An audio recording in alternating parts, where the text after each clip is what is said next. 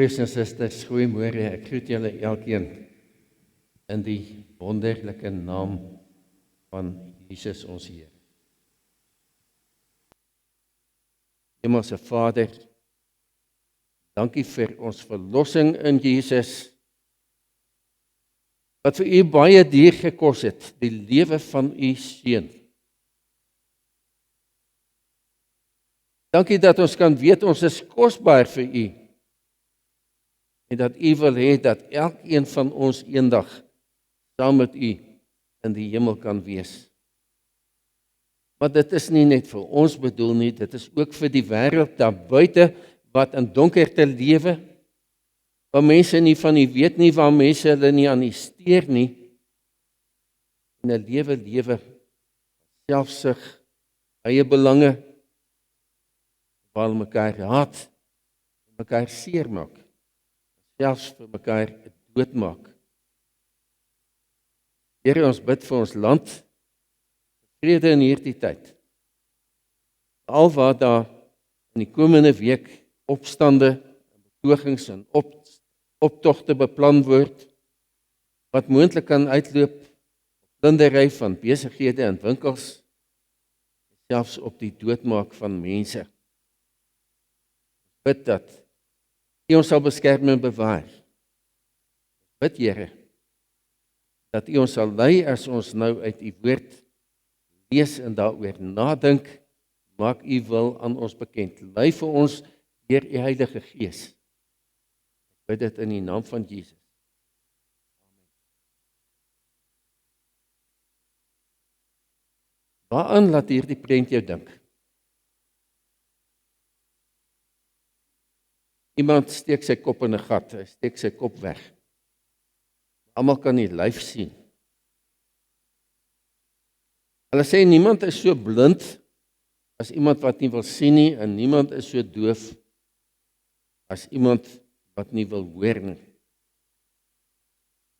Nou, hoekom sou daai persoon sy kop in 'n gat wegsteek? Miskien het daar iets in die gat geval en hy soek dit. Maar miskien steek hy sy kop weg omdat hy iets nie wil hoor of sien nie. En in die samelewing praat mense van volstruispolitiek. Die idee ook dat 'n volstruis baie keer hier in die grond grawe met sy kop om kos te kry, en dan dink mense hy het sy kop weggesteek, maar die hele lyf is sigbaar. Maar dit kan ook verwys na probleme. Volstruispolitiek is om probleme te sien en dit te ignoreer en te maak asof dit nie bestaan nie. Maar dit los die probleme nie op nie, dit kan die probleme vererger. Soms kyk ons doelbewus dinge mis, soms wil ons doelbewus nie luister as daar gepraat word nie. Nou wys ek vir u nog 'n prentjie. Ek wil hoor wat u van dit sê. Wat beteken dit as iemand iets onder die mat invee? Wat beteken dit? Steek iets weg, of jy is te lui om regtig skoon te maak.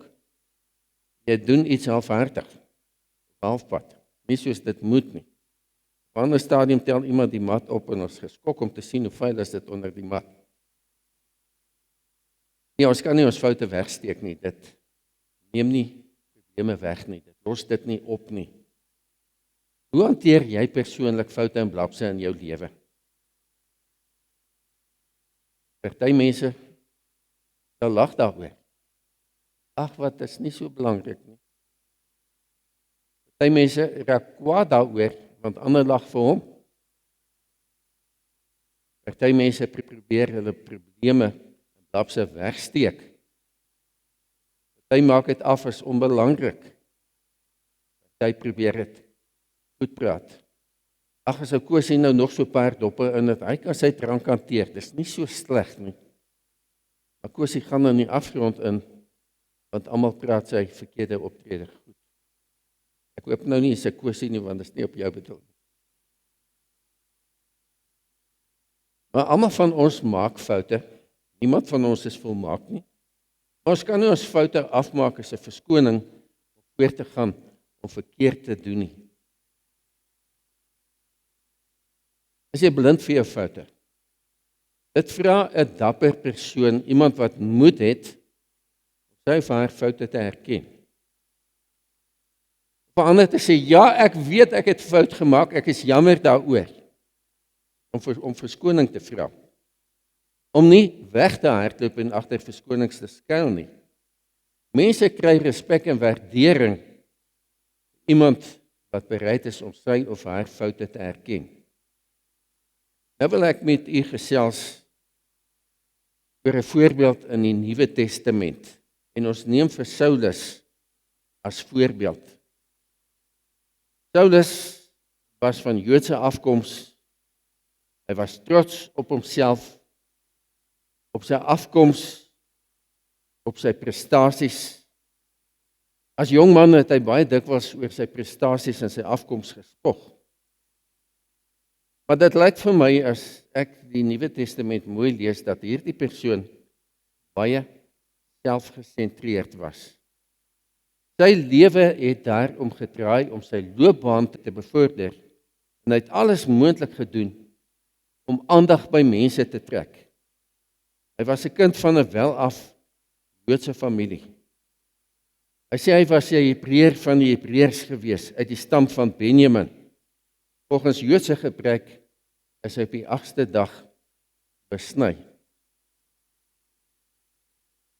Nou hy is gebore in Tarsus. En Tarsus is daar aan die suidekant van vandag se Turkye. In die ou dae het die gebied bekend gestaan as Cilicia. Nou Tarsus het in sy latere lewe ook 'n baie belangrike rol gespeel. Tarsus was in Romeinse gebied. En Saulus was met ander woorde van sy geboorte af 'n Romeinse burger gewees. Dit het aan hom 'n sekere status verleen, dit het sekere voordele en sekere beskerming gebied. Dat toe hy kind was, het sy pa en ma gesels, wat moet ons Saulus eendag word? Wat gaan die beste vir ons seentjie wees, dat hy 'n goeie en 'n mooi voorbeeldige en 'n suksesvolle lewe kan lewe? En hulle het op die idee gekom, Saulus moet 'n fariseer word. So sy ouers stuur hom na Jerusalem toe om onder Gamaliel te gaan studeer. En Gamaliel was 'n baie belangrike fariseer gewees. Almal het van Gamaliel geweet en dis 'n topprestasie as hy jou inneem as een van sy leerlinge. Maar die feit dat sy ouers kon bekostig het om hom van Turkye af na Jerusalem te stuur om daar te studeer onder Gamaliel, sê ook dat hulle heelwat geld gehad het. Hulle was 'n welaf familie gewees. Saulus was van die begin af 'n uitstaande student. Hy bekwam hom as 'n fariseer en hy het geglo dat hy besondere insig in God se woord, plan en wil vir sy lewe gehad het. Nou die fariseërs was 'n invloedryke groep wat baie aansien gehad het. Hulle was mense wat die heel dag met die woord van God gesit het, veral die eerste 5 boeke van Moses wat bekend staan as die Torah, en hulle het dit van hoek tot kant bestudeer. Maar dit was nie genoeg nie. Hulle het ook die wet gaan ontleed en die implikasies neergeskryf en uiteindelik het hulle 'n boek so dik gemaak waaroor die 2000 variasies van die wet staan. En van die goed is vir ons vandag eintlik lagwekkend. Hulle sê op 'n Sabbat mag jy nie spoeg nie. As daai spoeg op die grond val, dan maak dit 'n slootjie dak. En dan het jy geploeg en dan het jy gewerk. Jy mag nie op 'n Sabbat werk nie. Die Fariseërs het geglo ons pas God se wette so goed as moontlik toe, want ons wil skrifgetrou wees, ons wil binne God se wil, volgens God se wil lewe. En eintlik breek hulle God se wil, want God het nie dit alles bedoel soos hulle dit gaan toepas het nie. Maar Saulus was 'n uitstaande student en heel gou het hy baie aandag begin trek. En later in Handelinge lees ons dat hy self skrywe: Ek is 'n Jood wat in Tarsus in Cilicië gebore is. Maar ek het hier in Jerusalem groot geword. As leerling van Gamaliel is ek volgens die streng opvatting van die wet van die voorvaders opgevoed. En ek was net so 'n kampvegter vir God, soos julle almal vandag is. Maar Saulus se ywer en sy behoefte om aandag te trek het hom ongelukkig op 'n verkeerde pad gelei. Op 'n dag raak 'n jong Christen met die naam Stefanus in 'n debat met 'n klomp Jode. En hulle was nie opgewasse teen die wysheid wat die Heilige Gees vir hom gegee het nie. So kom ons lees die Handelinge 6. Hulle was nie opgewasse teen die wysheid wat hy van die Gees ontvang het en waarmee hy gepraat het nie. Toe het hulle mense omgekoop om te sê, ons het hom teen Moses en God hoor laster. Hulle het die volk en die familiehoofde en die skrifgeleerdes opgesweep, dit op hom afgestorm, om gegryp en voor die Joodse raad gebring en vals getuienis teen hom gekry. Is dit nie skrikwekkend en skokkend dat mense wat beweer dat hulle gelowig is, dat hulle God aanbid, dat hulle voluit gaan om God te eer in hulle lewe, nie huiwer om hulle na valshede te wend, om hulle doelwitte te verwesenlik nie. Hulle bring vals getuienis in.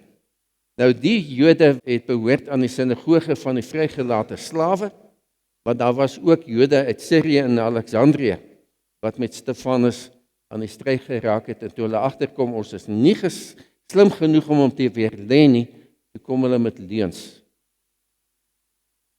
Toe die lede van die Joodse raad dit hoor, het hulle van woede op hulle tande geknars.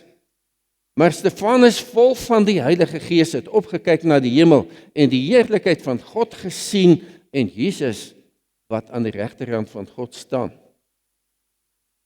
Kyk, het Stefanus gesê, ek sien die hemel geopen en die seun van die mens wat aan die regterhand van God staan. En dit was vir die Jode te veel. Toe het hulle hard geskreeu en hulle ore toegedruk. Soos een man het hulle op hom afgestorm, om uit die stad uitgesleep en gestenig. Getuies het hulle klere neergesit by 'n jong man met die naam Saulus. Terwyl hulle vir Stefanus stenig het hy geroep, Here Jesus, ontvang my gees. Toe het hy sy knie neergesak en hard uitgeroep, Here, moet hulle tog nie hierdie sonde toereken nie. En daarna het hy gesterf. Ook Saulus het hierdie moord goedgekeur. Daardie dag het daar 'n ewige vervolging van die gemeente in Jerusalem begin. Al die gelowiges, behalwe die apostels, is uitmekaar gejaag en verstrooi oor die gebiede van Judea en Samaria. Godvreesende mense het vir Stefanus begrawe en daar is baie oor hom gerou. Saulus het die kerk van Jesus probeer uitroei. Hy het van huis tot huis gegaan, mans en vrouens laat uitsleep en hulle in die tronk laat sit. En dan in Handelinge 9 lees ons verder van hom. Intussen het Saulus soos 'n besetene voortgegaan om die volgelinge van die Here met die dood te dreig. Hy het na die hoofpriester toe gegaan en van hom bekendstellingsbriewe aan die sinagoges in Damaskus gevra. Sy doel was om al die aanhangers van die leer van die Here wat hy daar kry, mans sowel as vrouens gevange te neem en na Jerusalem toe te bring. Ons vind in Handelinge 22 dat hy verder koning Agrippa van sy lewe vertel. Ek wou die mense wat die leer van Christus volg, totaal uitroei.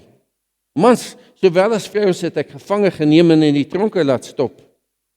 Dit kan die hoofpriester en die hele Joodse raad bevestig.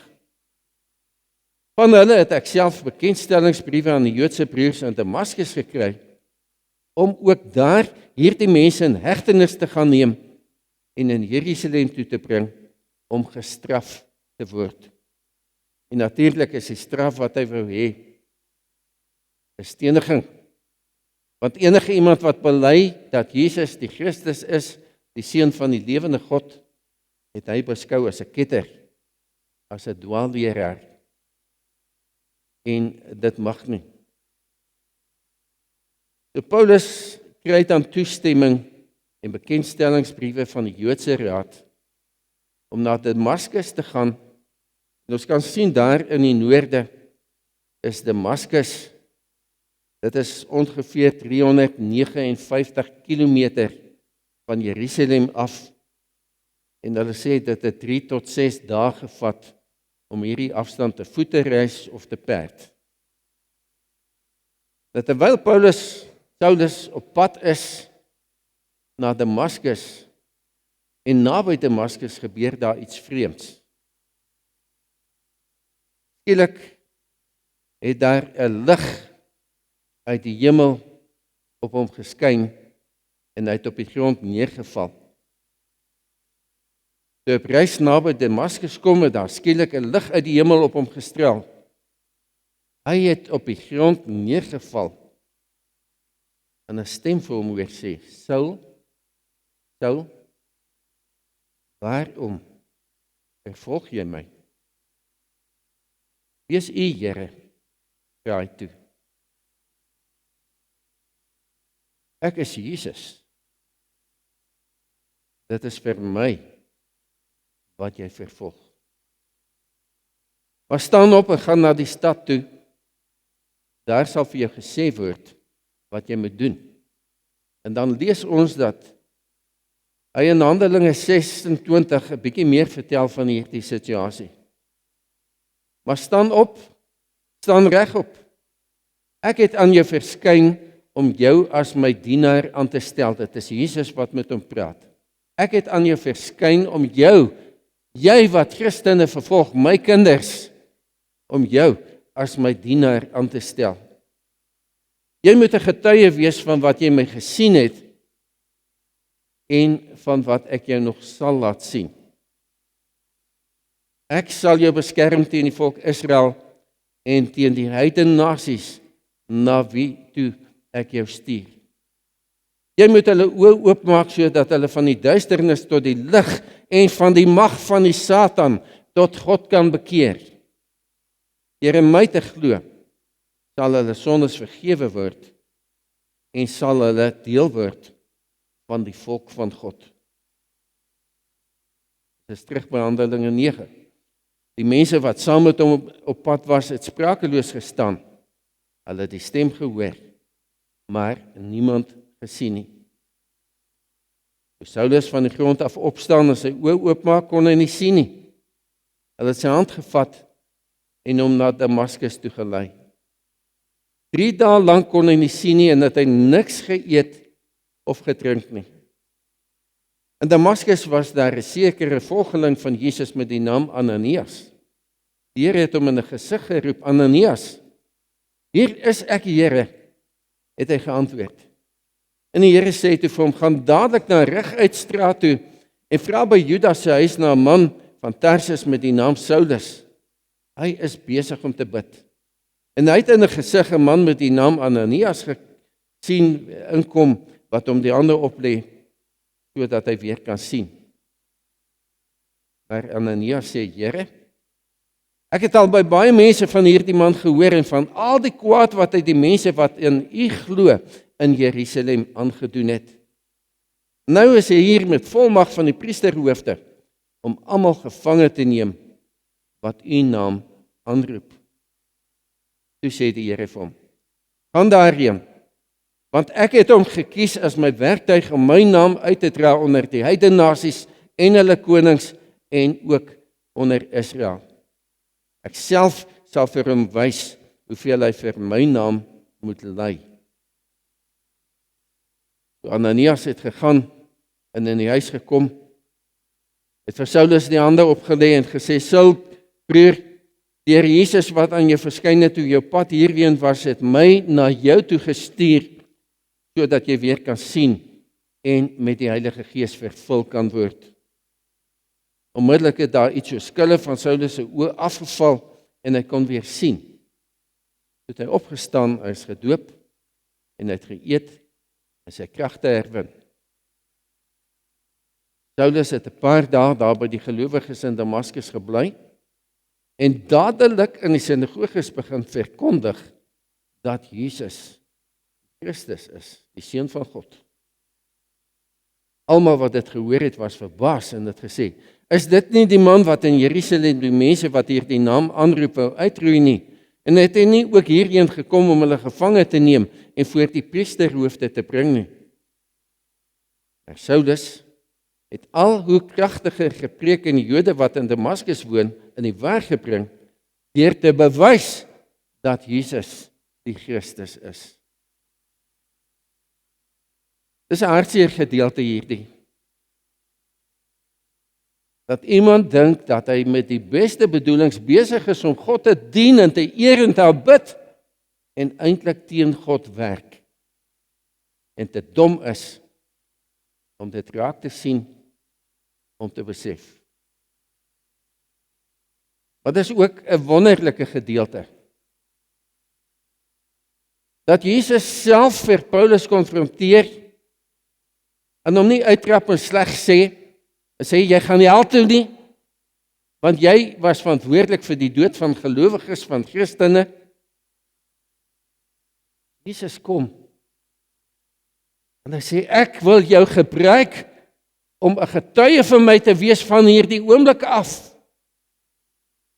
En Saulus het nie 'n paar weke gewag nie, hy het onmiddellik toe hy sy visie terugkry in die sinagoges gaan verkondig, Jesus is die Here, hy is die Seun van God. Hy is die Christus, hy is die Verlosser, die Messias wat God van die Ou Testament af beloof het. Sy lewe het verander met sy ontmoeting met Jesus Christus.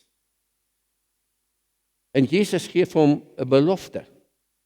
En dis ons teksvers. Ek sal jou beskerm teen die volk Israel en teen die heidene nasies na wie toe ek jou stuur. Met ander woorde, moenie bang wees vir probleme en vervolging en swaar kry nie. Ek sal jou beskerm, ek is met jou. Jy moet hulle oë oopmaak, sodat hulle van die duisternis tot die lig en van die mag van Satan tot God kan bekeer. Ja, eintlik, terwyl Saulus in sy jong dae besig was om God voluit te dien, soos hy geglo het en verkeerde dinge gedoen het, was hy onder die mag van Satan.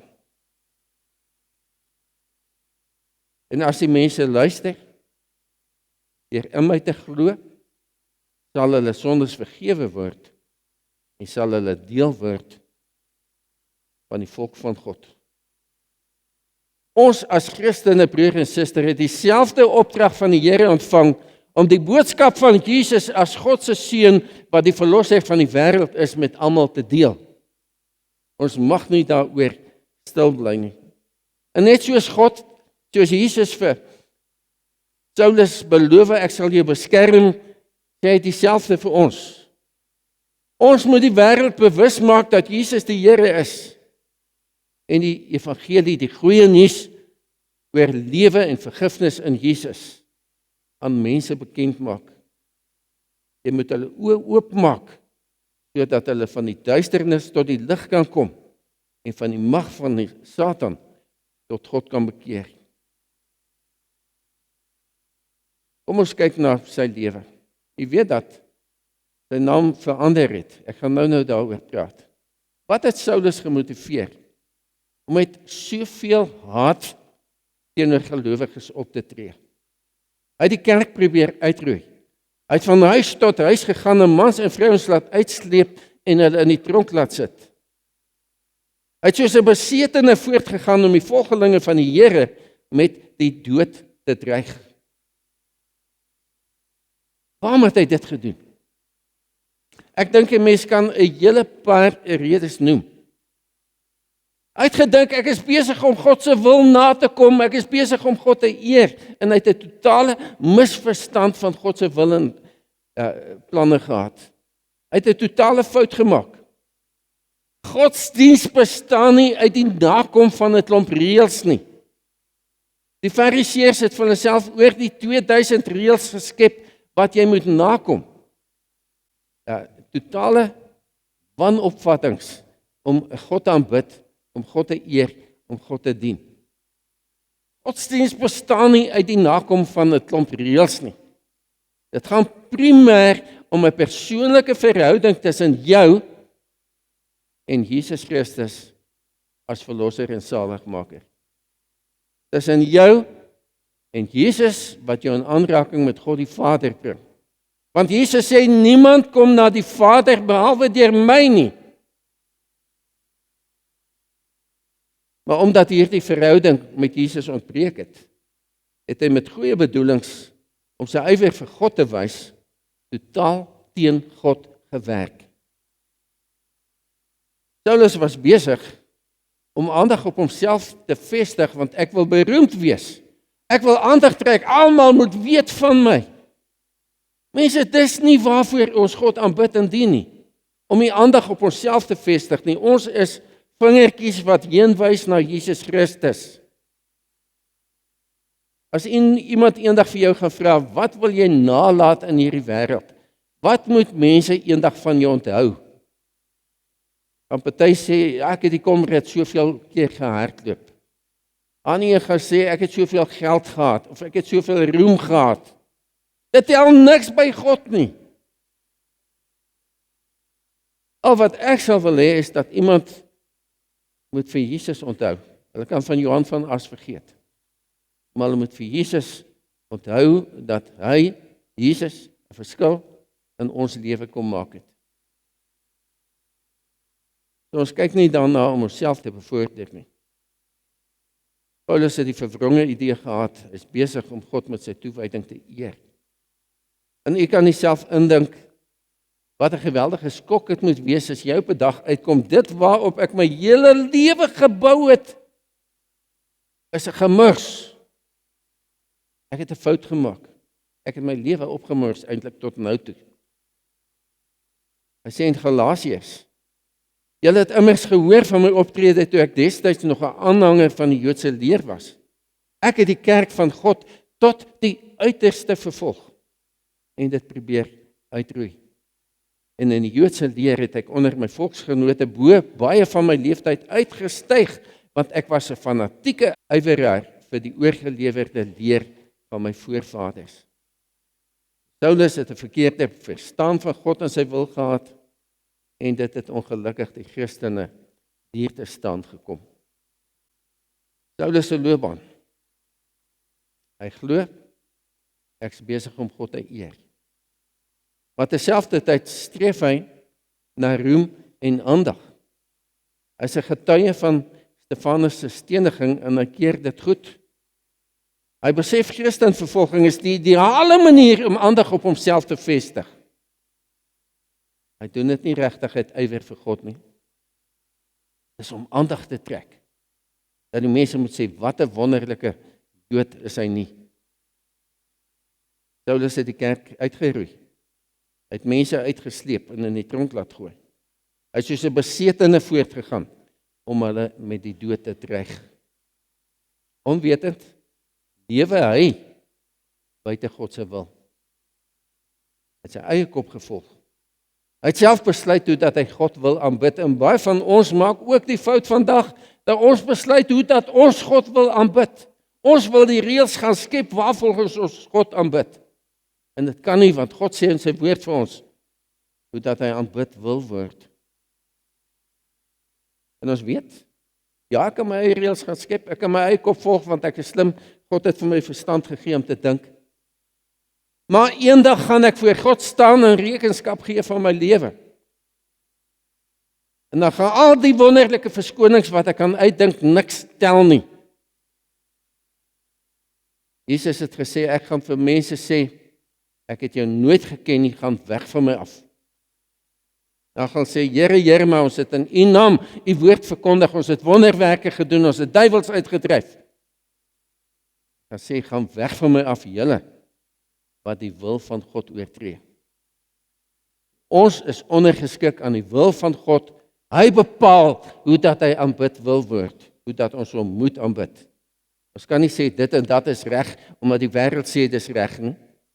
As die Here sê dit is verkeerd, dan is dit verkeerd. Saulus probeer met die grootste entoesiasme en ywer die Here dien en eer, maar hy werk teen die Here. En sy oortuiging was verkeerd. Hy moes met 'n skok hoor dat Jesus vir hom sê, dit is vir my wat jy vervolg. Paulus het tot bekering gekom. Hy het sy lewe aan Jesus onderwerp en hy was gehoorsaam tot aan die einde van sy lewe. Nou 'n belangrike vraag. Het Saulus vir Jesus geken? Ons kry nêrens in die Bybel dat hy 'n persoonlike ontmoeting met Jesus voor die kruisiging gehad het nie. Hy het sekerlik van hom geweet, want die Fariseërs het baie oor Jesus gemor en gekla en planne gemaak om hom uit die weg te ruim. Maar of hy ooit 'n persoonlike ontmoeting met Jesus gehad het voor die kruisiging, dit weet ons nie. Ek wil Saulus as Fariseer vergelyk met 'n ander Fariseer van wie ons ook in die Nuwe Testament lees. Saulus het van Jesus gehoor, maar nie die moeite gedoen om hom te ontmoet nie. En dan lees ons van Nikodemus in Johannes hoofstuk 3, wat na Jesus gegaan het. Hy het van Jesus gehoor. Hy het spesiaal die moeite gedoen om Jesus te gaan besoek, om Jesus te ontmoet en persoonlik met hom te gesels. Saulus beskou Jesus as 'n valse profeet, maar Nikodemus beskou Jesus as iemand wat deur God gestuur is.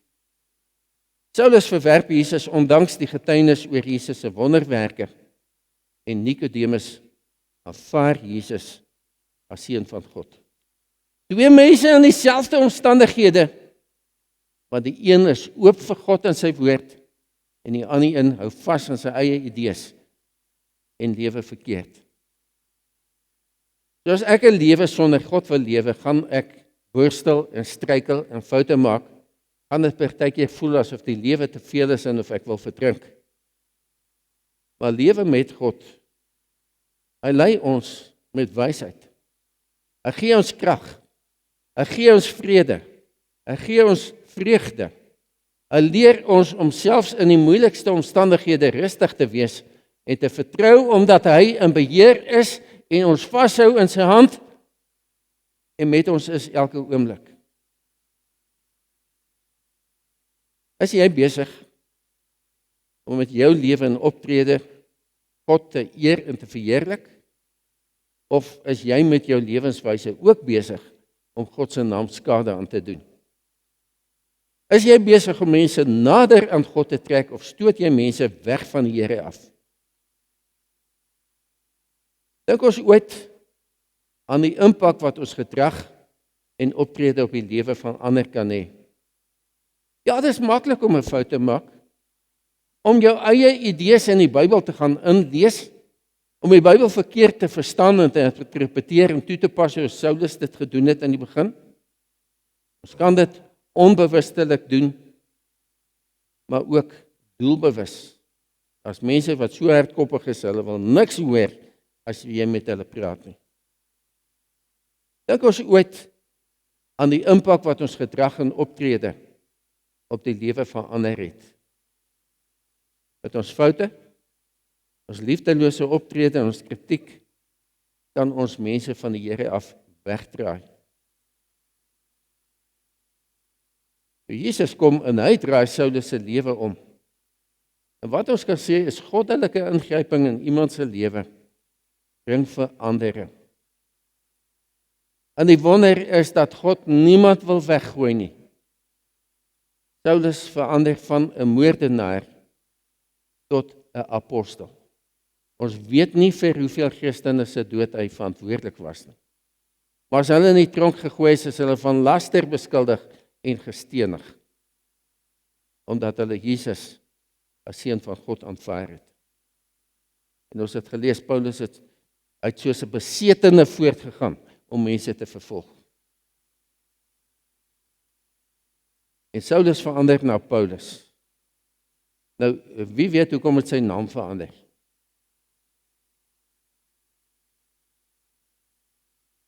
Jakob se naam in die Ou Testament is na Israel verander. Abraham se naam is na Abraham verander. God is lief om name te verander. Hoekom het Saulus se naam na Paulus verander? Almal weet van Paulus. Dis bloot maar net 'n vertaling van die naam. Saulus is die Hebreëse vorm en Paulus die Griekse vorm. Toe hy op sy sendingreise begin gaan na die Griekse wêreld toe, het hulle hom Paulus begin noem. Ja, dit is soos die Engelse mense vandag se tyd. Johannes, hulle kan nie eintlik Johannes sê nie, nou word dit verander na John. John is eintlik Johannes. So sy naam verander bloot net omdat sy werksgebied verander. Jesus het 'n moordenaar aangestel om die evangelie te gaan verkondig. Maar 'n moordenaar wie skoon gewas is met die bloed van Jesus. 'n moordenaar wie se verkeerde lewe in agtergrond agter hom gesit is en in die naam van Jesus 'n nuwe begin kon hê. En dis wat die Here vir ons ook beplan, 'n nuwe begin. Paulus se veranderde lewe is dan bewys van sy bekering. Hy begin oral die boodskap verkondig, tydig en ontydig. En hy's nie bang daarvoor nie. Dit wys dat God met groot krag in sy lewe gewerk het en ook deur hom, dat God die hardste harte kan verander. Hy kan vir enige iemand 'n nuwe lewe en 'n nuwe lewensdoel gee. En hy begin die boodskap wat hy wou onderdruk verkondig. Hy het sommer dadelik daar in Damaskus begin om die mense van Jesus te vertel. Aanvanklik is hulle bang vir hom, maar geleidelik kom hulle tot die oortuiging dat hy ernstig is. En dan stuur die Here hom op sendingreise waar hy na Klein-Asië gaan. Hy het 3 sendingreise gedoen wat oor 'n tydperk van verskeie jare gestrek het. Nou, Klein-Asië is vandag se Turkye en hy was tot by Griekeland. Hier is die kaart van die eerste sendingreis. Hy het 'n tweede sendingreis gehad waar hy ander stede besoek het en 'n derde sendingreis. En nou moet ons dink, dit was nie maklik nie. Hulle het nie busse en treine en vliegtuie gehad en jy kan gou 'n kaartjie bespreek en maklik daar aan die ander kant kom waar jy wil wees nie. Jy moet te voet loop, duisende kilometer, of dalk te perd, of op klein skippies wat onveilig is. En dit het gebeur dat hy meer as eenmaal skipbreuk gelei het en moes swem om sy lewe te red. Op 'n stadium was hy 'n dag en 'n nag in die see wat hy in 'n dryfhout vasgehou het en op 'n eiland uitgespoel het. Maar die Here het hom gelei en sy lewe telke male gered, want God het 'n plan met hom gehad. Hy moes die evangelie uitdra en soos Jesus vir hom gesê het, ook by konings en ander. In die kern van sy boodskap derentyd, Jesus Christus is die Seun van God, wat gekom het om ons sonde op hom te neem. Hy is vir ons gekruisig, hy is opgewek uit die dood, en ons word uit genade gered deur geloof. Die res van sy lewe gebruik hy om hierdie boodskap te verkondig. En dan kom hy in Israel met Jode in aanraking wat baie moeilik is, en hy beroep hom op die keiser in Rome, want hy is 'n Romeinse burger, en hy word eers na Caesarea toegeneem, wat so aan die noorde kant van Israel is, waar hy 2 jaar gevange gehou is, en toe is hy na Rome geneem, waar hy ook vir omtrent 2 jaar gevange was. En die keiser se eie soldate het hom opgepas, want hy was baie belangrik. 'n belangrike persoon. En terwyl hy daar in hulle geboei is, want hy mag nie kan ontsnap nie, het hy sy tyd gebruik om briewe te skrywe aan al die gemeentes om hulle te bemoedig, om hulle meer te leer van Jesus, van God se wil vir ons lewe. En hy getuig teenoor hierdie gevange soldate wat by hom sit. Ek sê gevange want hulle is vasgebind aan hom. Hulle kan nie pad gee nie, en vir die hele skof wat aan hom vasgebind is, moet hulle luister na die evangelie van Jesus. En Paulus kon sê, dat het so uitgewerk dat die hele keiserlike wag van Jesus Christus gehoor het. Hy's nie iemand wat sy tyd gemors het en sê, ag, dit gaan sleg met my, ek sit in slegte omstandighede nie. Hy het gejuig, hier is 'n geleentheid om Jesus met mense te deel. Aan die einde van sy lewe kan hy sê, ek het die goeie wedloop afgelê, ek het die wenstreep bereik, ek het gelowig end uit volgehou. Nou wag die oorwinnaarskroon vir my die lewe by God. Op die dag dat hy weer kom, sal die Here die regverdige regter dit vir my gee. En nie net vir my nie, maar ook vir almal wat met verlange uitsien na sy koms. Broer en suster, met watter getuienis gaan jy jou lewe afsluit? Paulus se nalatenskap. Die laaste paar jaar van sy lewe gepreek en briewe te skryf en mense te bemoedig en op te bou, gemeentes te versterk, sonder uit te wys, om mense aan te moedig om voluit vir die Here te lewe. En as dit nie was vir Paulus se briewe in die Nuwe Testament nie, was ons geestelik veel armer, want hy het wonderlike insigte in die wil van God gehad. Maar uiteindelik gebeur dit, dat keiser Nero kom en bewind, en Nero besluit om van al wat 'n Christen is ontslae te raak, en Paulus word in 67 na Christus onthoof in Rome. 'n Romeinse burger mag nie gekruisig geword het nie. Hulle het gesien as 'n meer eerbare dood of 'n vinniger dood om iemand se kop vinnig af te kap. Dis hoe hy gesterf het. Maar hy het sy lewe vir Jesus geoffer.